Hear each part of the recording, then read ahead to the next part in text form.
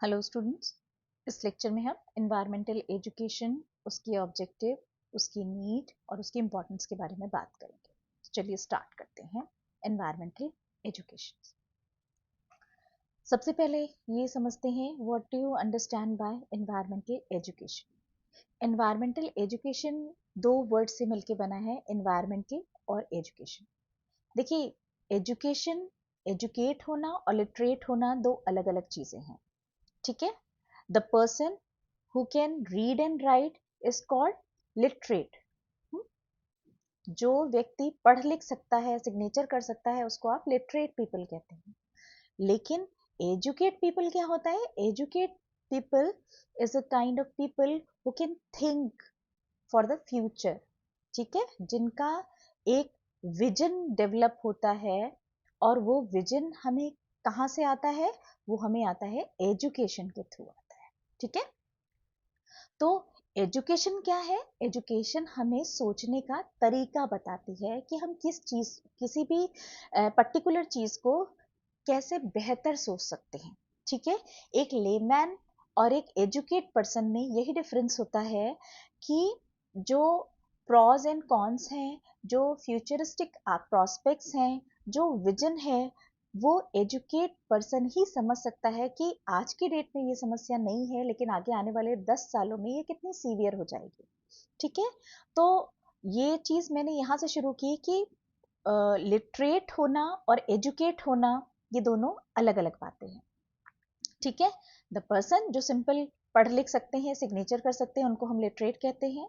लेकिन उनके अंदर सोचने समझने की क्षमता या दूरदर्शिता नहीं होती। They don't have their own vision to see the consequences of the current situation. जो ह्यूमन एक्टिविटी है आज की डेट में, वो आज से 10 साल बाद, 15 साल बाद क्या दूरगामी परिणाम देगी, ये बिना एजुकेट हुए लोग समझ नहीं सकते। क्यों? क्योंकि एजुकेशन हमें सोचने समझने का तरीका बताती है, एजुकेशन हमें विजन देती है, एजुकेशन हमें नॉलेज देती है और प्रॉज एंड कॉन्स को समझने के लिए एक अंडरस्टैंडिंग डेवलप करती है हमारे ब्रेन के अंदर, ठीक है।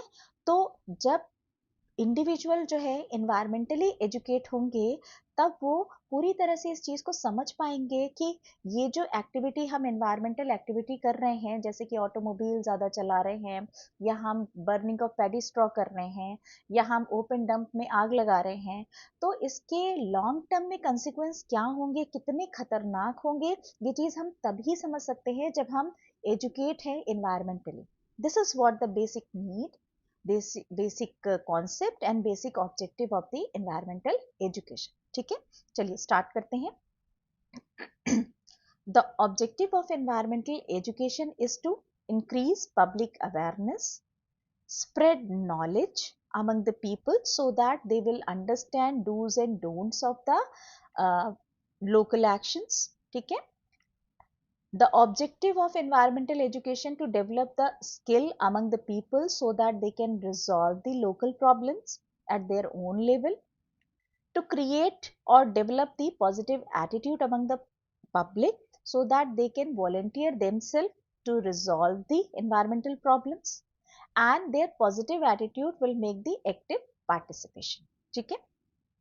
तो these kind of objective will make the people more aware, more knowledgeable, more skilled, more positive attitude, and more active participation. This is what the objective of the environmental education. देखिए, आज हम environmental issues के उस पड़ाव पे हैं जहाँ पे कोई एक व्यक्ति विशेष, किसी एक सरकार या कोई एक स्पेसिफिक ऑर्गेनाइजेशन के बस की बात नहीं रह गई है कि इन environmental प्रॉब्लम्स को कंट्रोल किया जाए या रिजॉल्व किया जाए। अब ये पूरी तरह से इंडिविजुअल रिस्पॉन्सिबिलिटी बन जाती है कि हम अपने लोकल एरियाज के एनवायरमेंटल प्रॉब्लम्स को रिजॉल्व करने के लिए कैपेबल हों। और इसके लिए हमें क्या करना पड़ेगा? इसके लिए हमें एनवायरमेंटली एजुकेट होना पड़ेगा। तो this will create awareness among the people, develop the knowledge, develop skills, create positive attitude, the positive gesture among the people so that they will show the active participation, ठीक है। Now in continuation देखते हैं। About environmental issues explore possible solutions. जितने भी solutions की possibility है उनको सोच सकने के लिए, and to lay out the foundations for a fully informed and active participation of individuals. हर एक व्यक्ति का एक एक्टिव पार्टिसिपेशन और एक एक ले फाउंडेशन ले करने के लिए हमें क्या करना पड़ेगा, हमें complete environmentally literate people, educate people की ज़रूरत पड़ेगी, जो कि अपना सिग्निफिकेंट रोल प्ले करेंगे in the protection of the environment. ठीक है, and prudent and rational use of the natural resources, और तभी वो इस बात को समझ पाएंगे कि नेचुरल रिसोर्सेज को कंजर्व करना हमारे लिए कितना इम्पॉर्टेंट है, कितना माइन्यूट लेवल पे अगर हम काम करेंगे, बहुत ही एज एन इंडिविजुअल कंट्रीब्यूशन भी करेंगे तो भी वो हमारा कंट्रीब्यूशन बहुत ही सिग्निफिकेंट रोल प्ले करेगा टू प्रिवेंट द प्लैनेट। ठीक है, now come to the need of environmental education. Need of environmental education मतलब इसकी ज़रूरत हमें क्यों है। देखिए, मैक्रो काइंड और माइक्रो काइंड दो एस्पेक्ट हैं। माइक्रो काइंड मतलब पर्सनल लेवल पे, जैसे कि जो लोगों को जानने की ज़रूरत है, जैसे कि पुअर हेल्थ एंड सैनिटेशन, साफ सफाई रखनी चाहिए, ढका हुआ पानी पीना चाहिए, पानी इकट्ठा नहीं होना देना चाहिए, इससे क्या क्या बीमारियां होती हैं, this is what the environmental awareness. ठीक है, inadequate housing conditions, this is what the general awareness. Population growth कितना बड़ा कारण है हमारे एनवायरमेंटल इश्यूज का, this is what the people should understand. तो these are the micro kind problems और या नीड्स जो कि लोगों को जानने की जरूरत है।